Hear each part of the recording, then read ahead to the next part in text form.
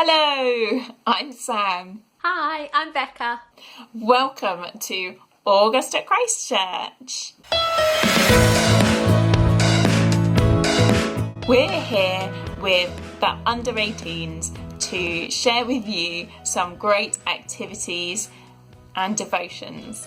We are so pleased that you have come to join us. So the first 4 Sundays in August, we have put together some great activities and devotions and games for you guys to do as a family together at home. Some of you may have collected your August family fun packs, and everything that you need should be found in those packs to complete the activities.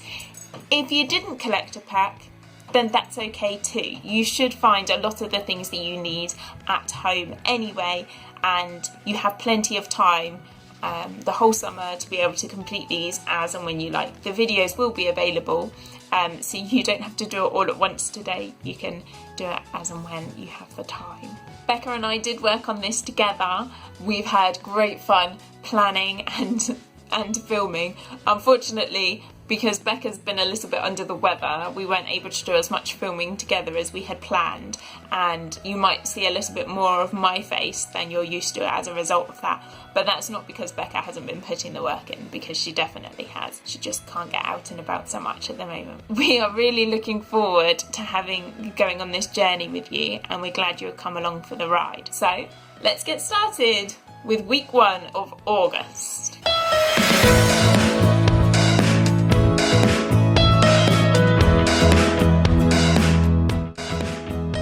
Good morning.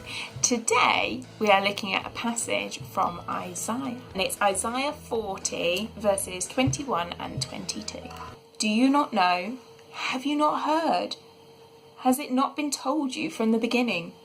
Have you not understood since the earth was founded? He sits enthroned above the circle of the earth, and his people are like grasshoppers. He stretches out the heavens like a canopy and spreads them out like a tent to live in.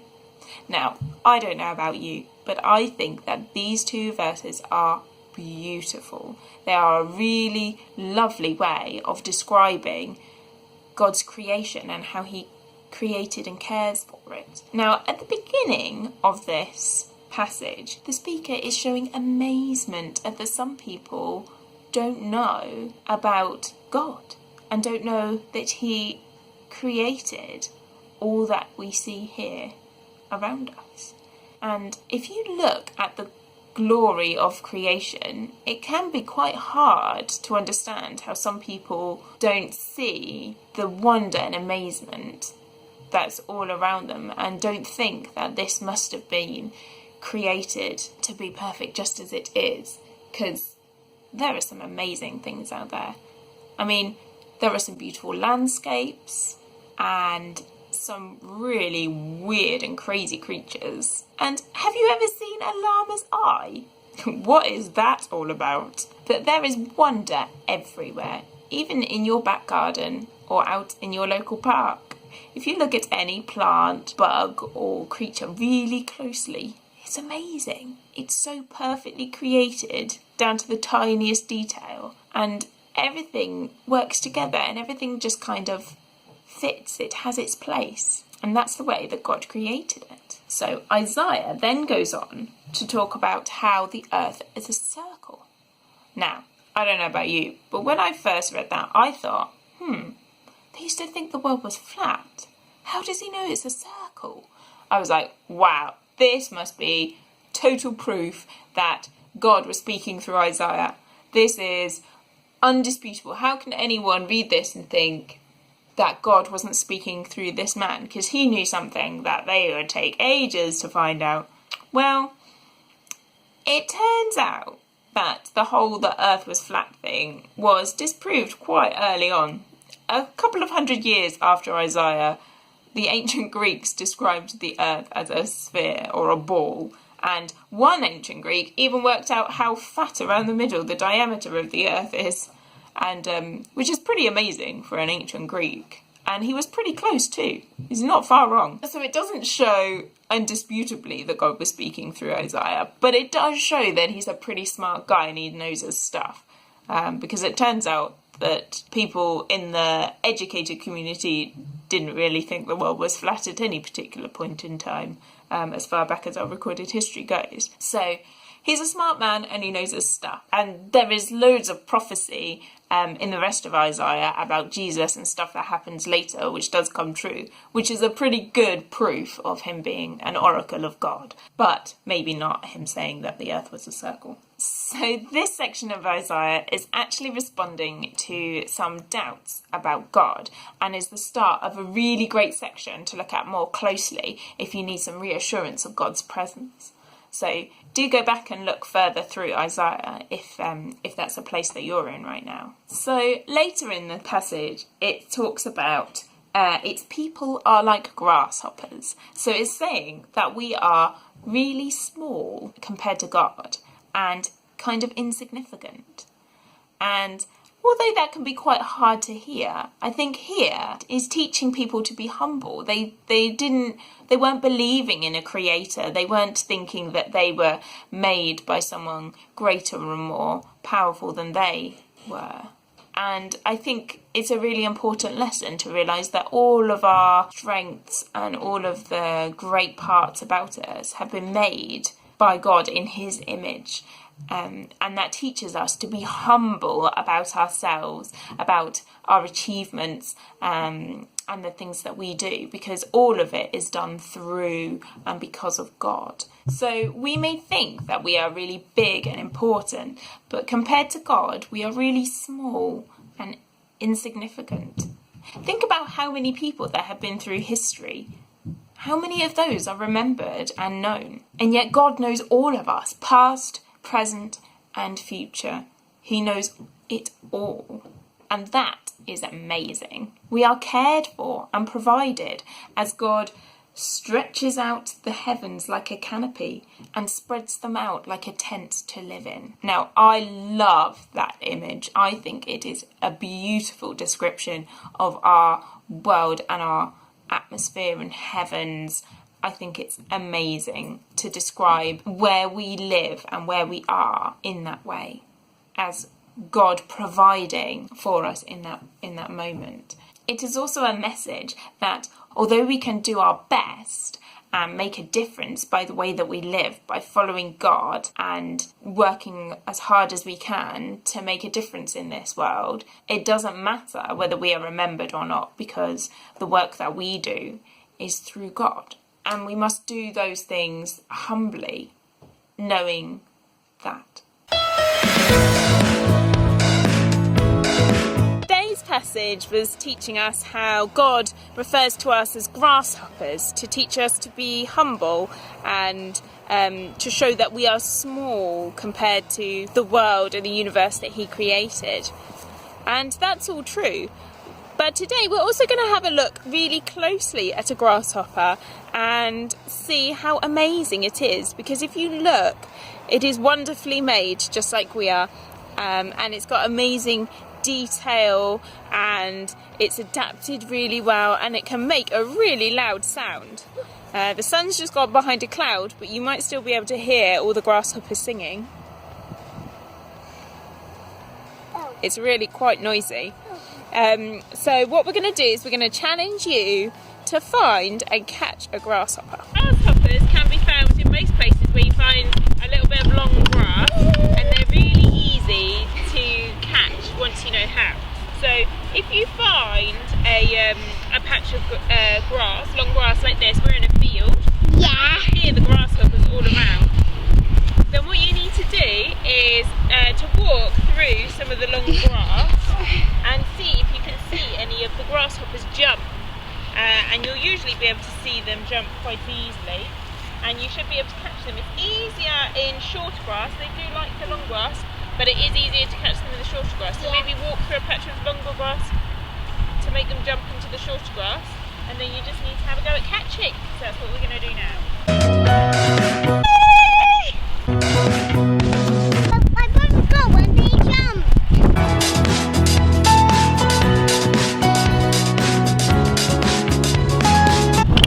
Okay, I've definitely got one. Yeah, I've definitely got one, so I'm ready for my selfie with a grasshopper. Are we quick? Or are we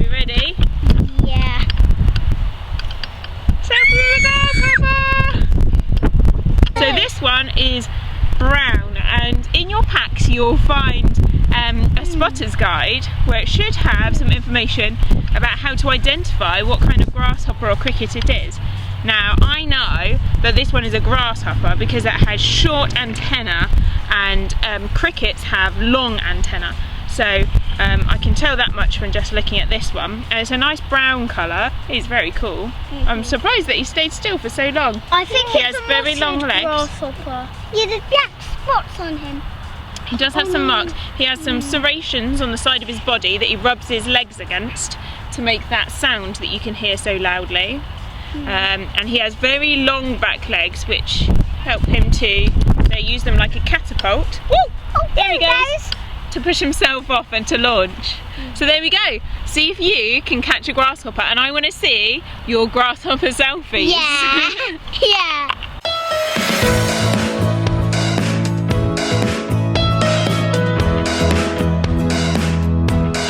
So, our nature expert gave you a challenge today, and we're going to be demonstrating the challenge now as well. So, in your packs, those of you that have them, you should find a measuring tape so you can measure how far you managed to jump. And don't forget to let us know on the email address. Can you jump like a grasshopper? So, we are going to measure how long Annika can jump. So, jump, Annika! Oh, 104 centimetres. Come on, Aaron. You can do this. 3, 2, and 1, and jump! Oh! Wow, that was a big jump.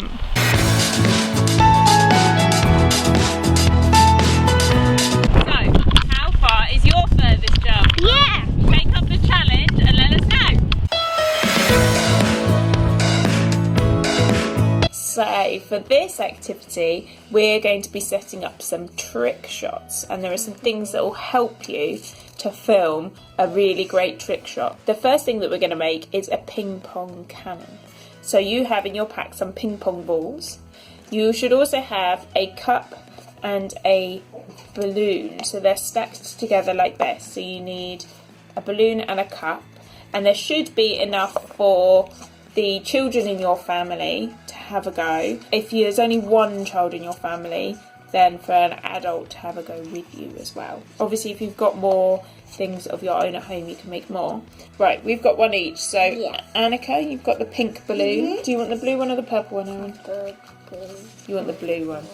Okay, so the first thing you need to do is you need to take your cup, and you need to push the bottom out of your cup, which is a bit tricky. You might need to use some scissors to break it. So if you're using scissors, make sure you have a grown-up to help you. So make a hole. No, you just need to make a hole and then push your fingers through and pull it out. Pull out the bottom.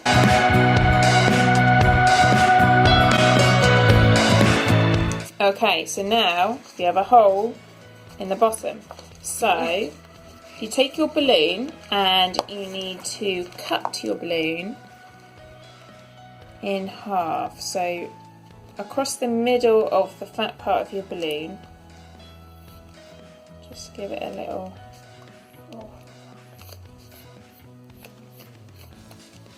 cut. So you have an open top. Oh, they're open ping balls. An open top, and then if we tie a knot in that bit. Okay, now don't throw away the top because you might be able to use that later. And then you tie a knot in the end as if you'd blown up the balloon. What you're going to do then is stretch that bit of balloon over the open bottom of your cup that you've just made. Like that. And then we're going to put a little bit of sellotape, which you should also find in your packs, to hold it in place. It is hard.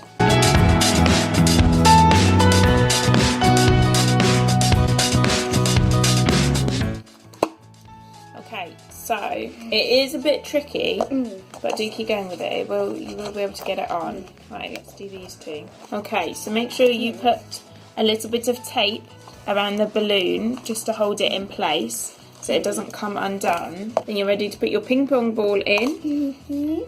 Pull back gently on the balloon and then let it go. Okay, so that is your ping pong ball launcher. The next part of this activity involves using the top piece of your balloon. So at home, if you have some recycling, then maybe a jar or a tin can, and then you just stretch the top part of the balloon over the top of your tin or jar or whatever it is you have, and then the ping pong ball will bounce off the top. So then maybe you could create a series of bounce pads for them to bounce off of for your trick shot. So there's another option. So you could use the ping pong cannon, you could use the bounce pads, or you could use other things as well. So you can have a go with pans and things like that. These things will bounce really well, and it's about getting the right angles to make a really good trick shot. So have a here is the one that we managed to make.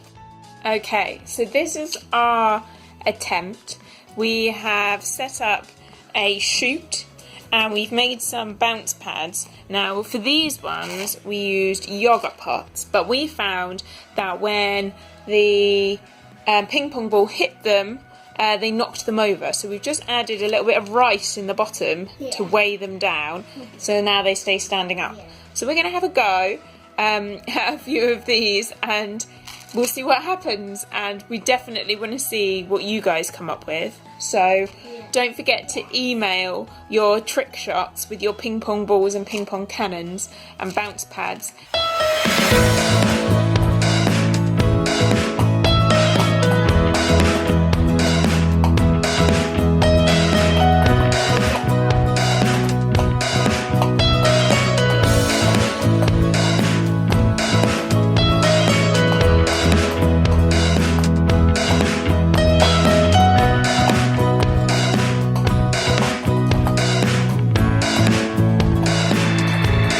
As you can see, it's not easy, so give it your best, persevere, it does take practice.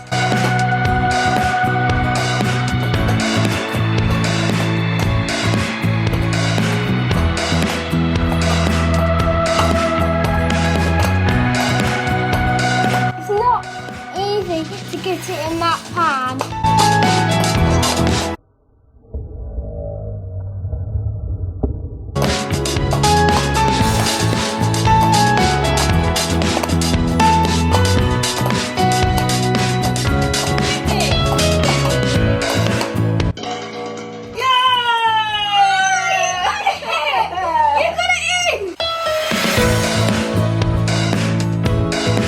So we heard in the service this week that grasshoppers' legs behave a little bit like a catapult.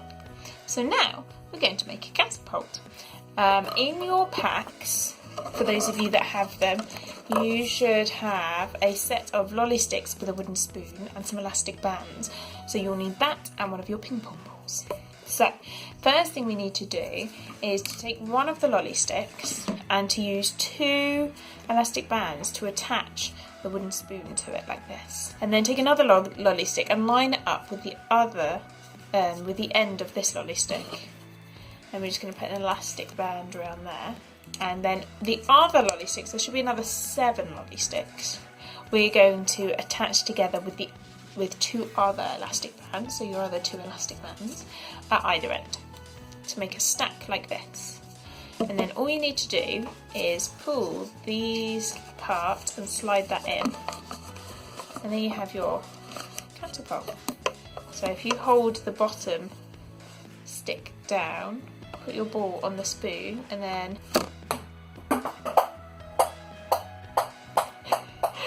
hit the ceiling. So there's your catapult, and it works. It's very springy, just like the grasshopper legs. Makes quite a good sound too.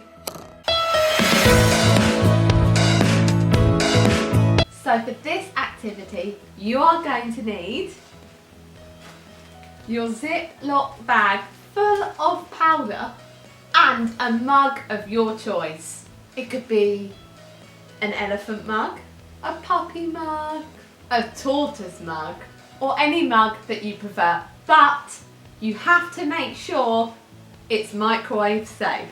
What you need to do is empty the contents of your bag into your mug. And then you're going to add to it 1.5 tablespoons of oil to your mixture and 4 tablespoons of milk. Now it's the fun part, time to stir it all together. You're then going to pop it into the microwave and set the microwave for between 45 and 60 seconds. Although it did take mine a little bit longer.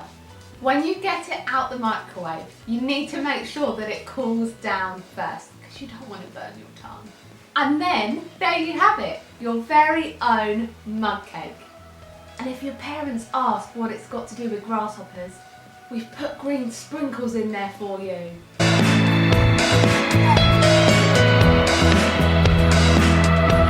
Delicious. Thank you so much for being part of this week's activities. We hope you had a brilliant time and we can't wait to see some of your pictures and videos of the things that you got up to. Don't forget to join us next week where we are going to have even more fun. See you then. Bye. Bye.